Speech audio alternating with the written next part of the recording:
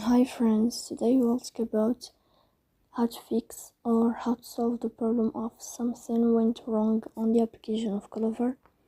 We go to settings. Here you can click on apps, default apps, app settings.